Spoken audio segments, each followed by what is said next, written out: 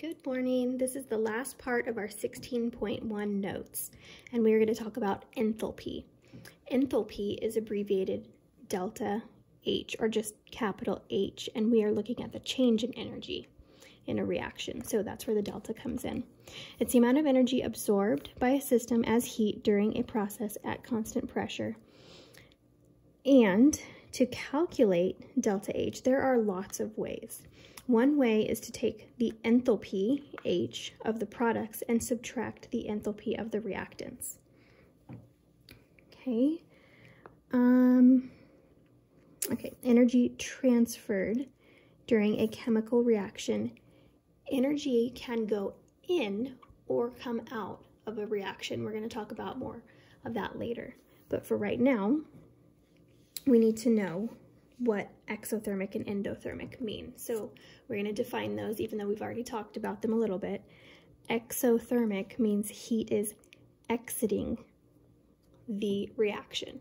So if it leaves the reaction, it will be on the product side. So you can see this is a thermochemical equation where we have our reactants, hydrogen gas and oxygen gas, and our product is water. But when oxygen and hydrogen react, they react explosively, and they also release a lot of heat energy, and that's where these kilojoules come in. 483.6 kilojoules are released every time this reaction happens. Okay, another way of writing that, if I just write the equation like this, I can label delta H separately from the reaction. And if I do that, delta H is going to have a negative value. It's going to be negative 483.6 kilojoules. They are the exact same magnitude, but this is telling me that heat is given off. It's kind of like if you had money and you were giving it away, your balance is going to become more negative. So if heat is given off, heat is given off, then delta H is less than 0, which means it's negative. Okay? All right, you're going to copy the picture. I'm going to draw a very rough draft of what an exothermic reaction would look like. We are going to start somewhere. Doesn't really matter because it's all relative to the starting and ending points. But we do have to add a little bit of energy, and we're going to talk about that in a later chapter. We add a little bit, and in an exothermic reaction, you will end up at a lower energy. So this is our energy going up. You start higher, you end lower. This is the progress of the reaction. So beginning, middle, end of the reaction. Okay, so in exothermic, the energy goes down. And so since let's assign these numbers. This is usually assigned a number of 0. So if this was 0, it's going to go down to, let's say, negative 200. Okay, and these numbers are completely made up.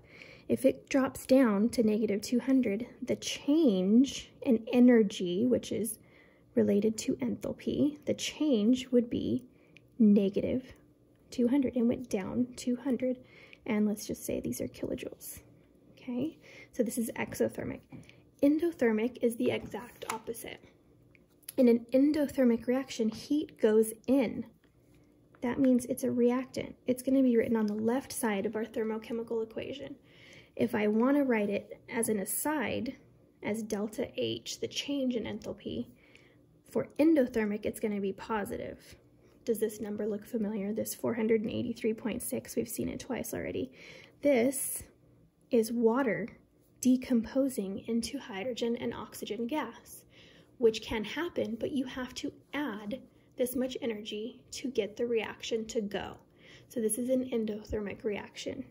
And it will look like, down here, okay, if this was my reaction that we were talking about up here, it would lose 483.6 kilojoules right here. If I'm drawing the opposite of that, it's just going to start down low and end up high. And if it was this exact reaction, it would be plus 200 kilojoules going up. if I was talking about the reaction of water decomposing, the change delta H would be plus 483.6. Okay, so this one's going to be endothermic. Let's label our axes. So energy is going up. Reaction progress increases to the right. Reaction.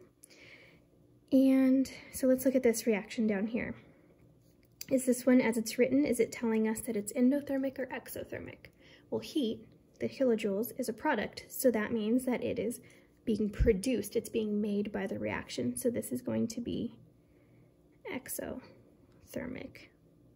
And if I wanted to write delta H for that reaction, it's 254 kilojoules, but it's being released, it's being given off, so it's negative 254.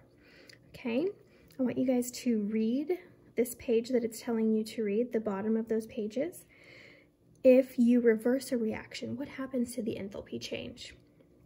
Well, if you reverse it, we just saw that. The opposite reaction changes the sign.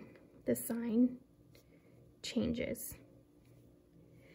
What does this is a not here mean? It means standard state. Okay, so the reactants and products are in their standard state. What does the little f mean at the bottom? So what we're talking about is the enthalpy of formation. So the little f is for formation. The not, as we call it, is for standard state, and delta means T and H means enthalpy. Okay, so this is the enthalpy of formation at standard state. If there's a little c there, it's the enthalpy of combustion at standard state. What is standard state? I'm going to let you guys look that up. Okay, standard state depends on what you're talking about, so look that up and figure out what that means.